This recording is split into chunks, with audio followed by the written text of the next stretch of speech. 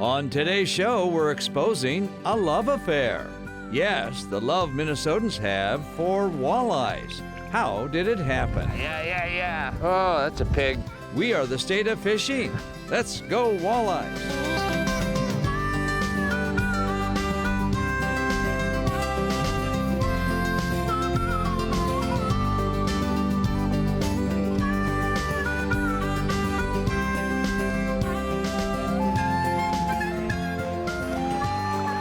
Minnesota Bound. Brought to you by Minnesota's select GMC dealers. Hi everybody, Raven and I welcome you to a special edition of Minnesota Bound, so special it has a title of its own. Minnesotans and Walleyes, a love story. Oh my, how we love our walleyes. Love to pursue them, love to catch them, love to eat them. In my mind, we have three major holidays in our state: Christmas, New Year's, and Opening Day. Opening Day is the largest sporting event of the year in our state, and for the last 65 years, even our governors have joined the celebration. It's our beloved fish. Got him. And it's what everyone out there wants to catch, why they come to Minnesota to fish, and why Minnesotans stay in Minnesota to fish. Now the question remains, why Minnesota? No other state worships walleyes like we do, so how did this love story begin? We can credit the last ice age for Minnesota's abundance of walleye gold. As the last glacier receded across Minnesota 10,000 years ago, the melting ice resulted in some 3 million acres of lakes and rivers, an area almost twice the size of Rhode Island and Delaware combined. When the glaciers pushed through, they pushed along all the gravel and rock of different sizes. And when these lakes then filled up with water, that became ideal walleye spawning habitat.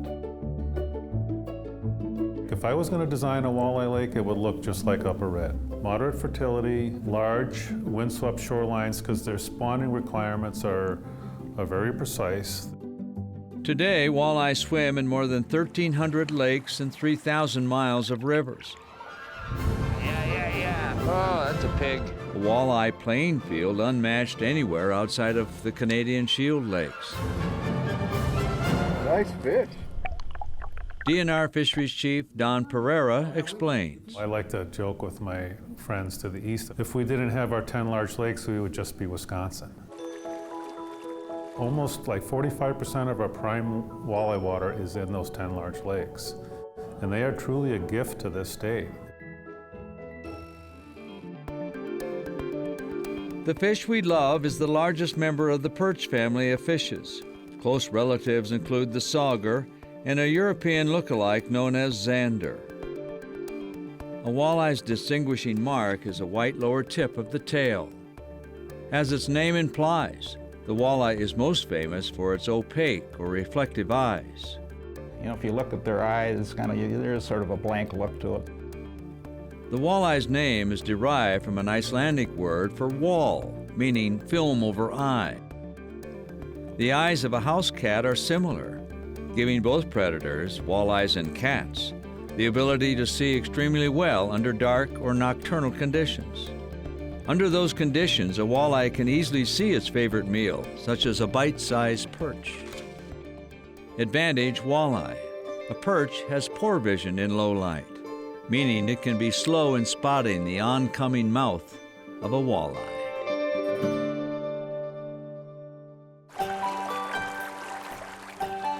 Come springtime, Minnesota's walleye world begins a renewal as old as nature itself. It's time to spawn. As the ice melts and the daylight hours of April slowly warm Minnesota's walleye waters to 40 degrees or more, an adult female is ready to mate. Her belly is plump. As many as 500,000 eggs may have been developing inside her now for months. Adult male walleyes, typically smaller in size, have the same urges and begin to seek her presence in traditional spawning sites. Yes, those same shallow gravel bars the glacier left behind 10,000 years ago. Under the cover of night, the courtship begins, a ritual rarely seen.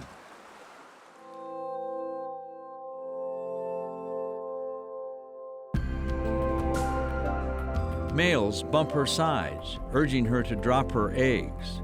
There is no nest, no nursery. When the female spews out her eggs in a cloud, the male immediately releases its milt or sperm. Fertilization is by chance, as egg and sperm must connect within 2 minutes. Her fertilized eggs have a sticky coating and quickly sink and cling to the bottom. Those eggs landing in good spots, such as gravel, will likely hatch in 2 weeks. Most of the eggs, 95 to 98% of them, will never become catchable walleyes. This is nature's grand plan. Lay lots of eggs because only a few survive. Well, one thing interesting about walleyes is that they do spawn in rivers, streams, little creeks, and they also have lake spawning. And maybe it's one of the reasons that walleyes are able to do so well. Minnesota's walleye reputation depends on it. Coming up, our torrid walleye love affair begins and a century later shows no signs of cooling off. Minnesota Bound, brought to you by Minnesota Select GMC dealers. Kingtail Gator, Borderview Lodge, and by Jesse Treble's Safe Basements of Minnesota.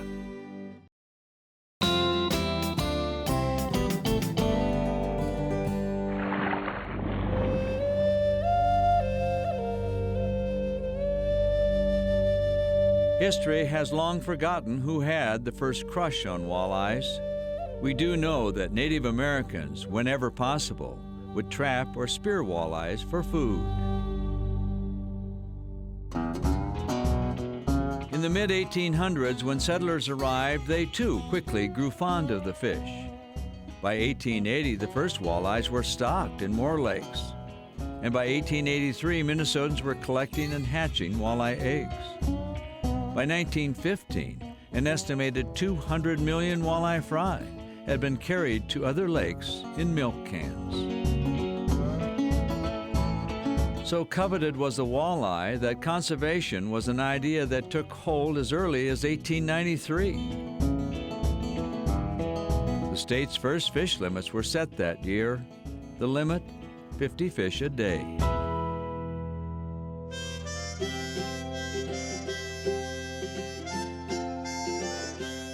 By the mid-1900s, Minnesota walleye fishing was every angler's dream. Generous limits and full stringers. The fishing gear of those early days was crude by today's standards. No matter, Minnesota's walleye bounty seemed endless.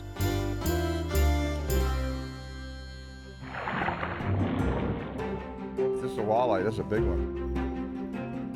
What's it worth to go walleye fishing? Priceless. Oh, there's a dandy. Oof.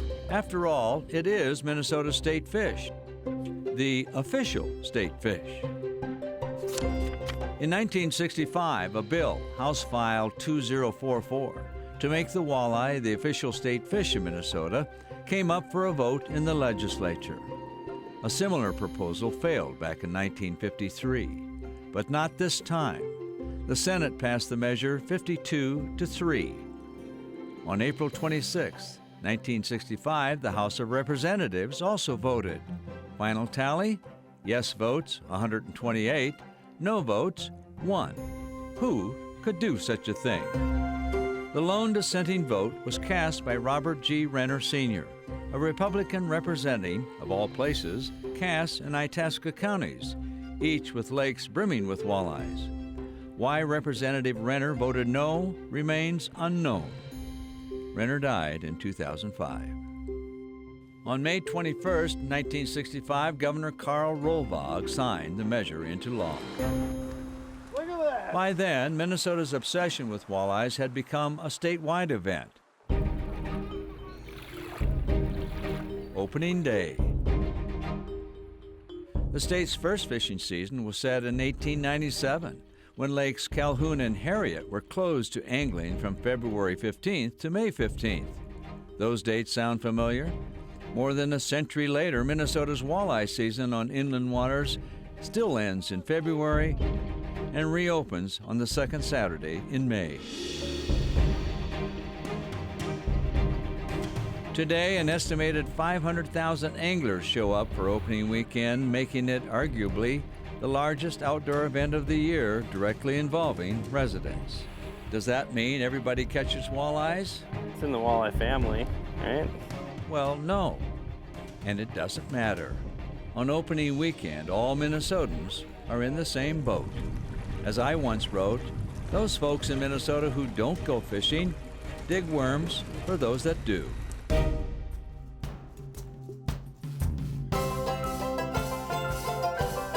And look who joins us for the big walleye day. Best of luck, you too. Since 1951, Minnesota's governors have joined the opening day hoopla, starting with Governor Luther Youngdahl. Governor Karl Rolvog was the most avid fisherman to hold office, and his attendance was never in doubt. The tradition has never waned, although the walleye luck with governors past has ranged from skunk to... Well, I went to stratospheric last year. I caught 9 walleye on Lake Vermilion. They were, fairly medium-sized, but at least I caught fish. That's more than I've caught in the other openers combined. Do we love walleyes too much? What a silly question. How Minnesota keeps the walleye factory running. That's next. Closed captioning for Minnesota Bound is brought to you by Connecticut.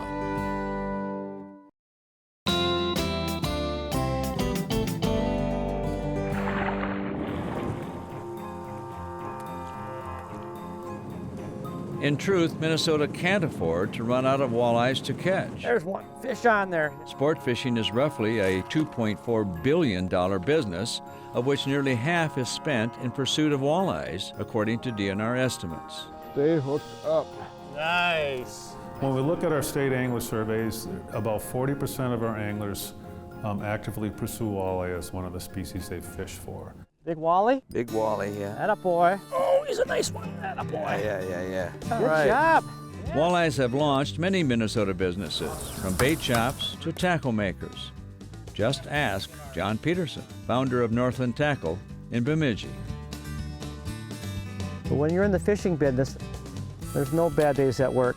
It's pretty easy to get up in the morning and go to work because it's all fun and enjoyable, and especially if you have a passion for what you do. Walleyes have even made some Minnesota anglers famous, like Gary Roach, who claims the name of Mr. Walleye. I got mine up close here. Ooh, good one.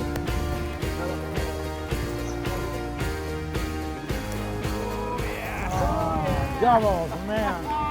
Woo. Look at that, Tony twins, buddy. How about that, huh? To me, it's looking to find them. And once I find them on that point over there, and I catch a few, and I said, I got to go to another point, or I got to go to something else and see if I can keep finding them. Minnesota and its walleyes also helped launch an amazing fishing career for Brainerd's Al Lindner and his brother Ron. The walleye has paid the bills for me. It's simple. Minnesota overall has the best walleye fishing of any of the states, period, for quantity and quality. It's really that simple. In many ways, fishing for walleye tends to be contagious. Beauty. Mille Lacs Walleye Guide, Tony Roach. There he is. It just never gets old, Ron. No, I know. Expert anglers say walleye fishing is often more hunting than catching. You know, you hear a lot from everybody, well, walleyes, they don't fight as much as some other fish and so on. But the thing about walleyes is that they can be extremely elusive.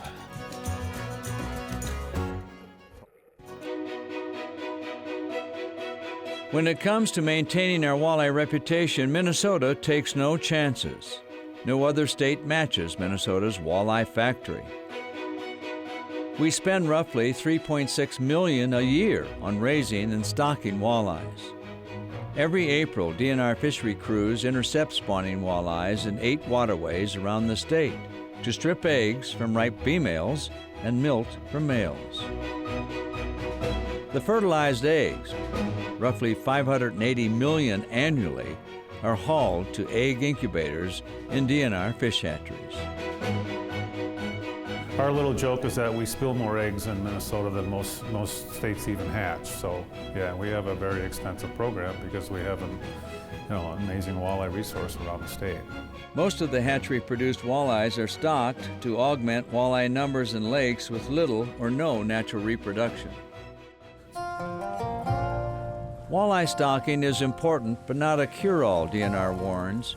In recent years, intensive walleye stocking was used to restore depleted walleye populations in Upper and Lower Red Lake, as well as Leech Lake. This spring, DNR plans to stock walleyes in another well-known lake, Mille Lacs. Yet fishery experts are quick to point out, stocking has its limitations. In Minnesota's historic walleye waters, the goal is to rely on naturally produced walleyes to keep the catching game going. Beauty. Interestingly, DNR officials suspect that Minnesota's current state record walleye may have a surprising family tree. On opening day, May 13, 1979, a 17-pound, 8-ounce beauty, almost 36 inches in length, was landed by Leroy Chivotti of Hermantown, Minnesota. I always find it rather interesting that we introduced walleyes to Saginaw and the lakes up in the Saginaw Plateau, and it was the Seagull River that delivered the state record walleye, even though it was never native there after the glacier receded. Minnesota Bound, brought to you by Running Aces Casino and Racetrack, Tracker Boats, and by Totem Resorts.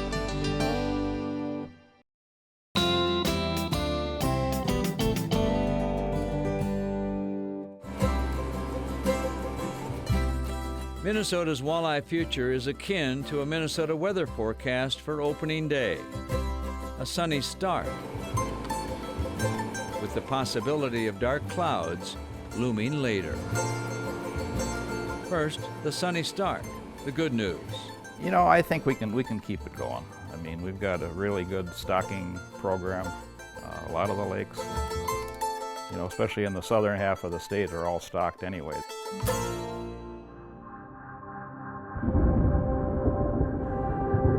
As for the dark clouds looming ahead for walleyes, much is uncertain and unknown. Invasive species, climate change, declining water quality, lakeshore development. In the future, some or all may impact our walleye passion. Ooh, biggie too. So I think the two ones that scare me the most would be zebra mussels and spiny water flea. We're not certain what zebra mussels are doing yet, but it's hard for me to believe that if there are 2 trillion zebra mussels in Mille Lacs filtering a lot of water, that there's not going to be an impact to future fish production there. The perch populations overall throughout the state have been declining. Maybe it's got something to do with global warming, or well, that's really bad for walleyes. I mean, that's not, you know, that's what they eat.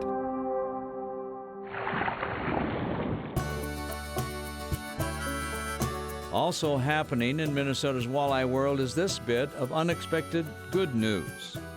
More anglers are willingly catching and releasing walleyes, required or not. This was unheard of decades ago, when the only good walleye was in the frying pan. Oh yeah. When we were first talking about asking anglers to put walleye back in the water, and people were like, "Are you nuts? We eat this fish. We're not going to catch it and release it." We may not like to release perfectly good eating walleyes, but we do. Why? Very simply, when you love walleyes, you need a lover. I think our walleye resource at this point in time is outstanding. Does the DNR fisheries chief ever worry about the state of walleyes? I can sleep at night. Well, I sleep reasonably well at night. So there you have it. Plus, our Minnesota walleye love story shows no signs of ending. I realize you've been watching a fishing yarn, but that's the truth. So have a great opening day. In fact, introduce a kid to opening day. I'm Ron Shera, and the star of the show who's never caught a walleye is Raven.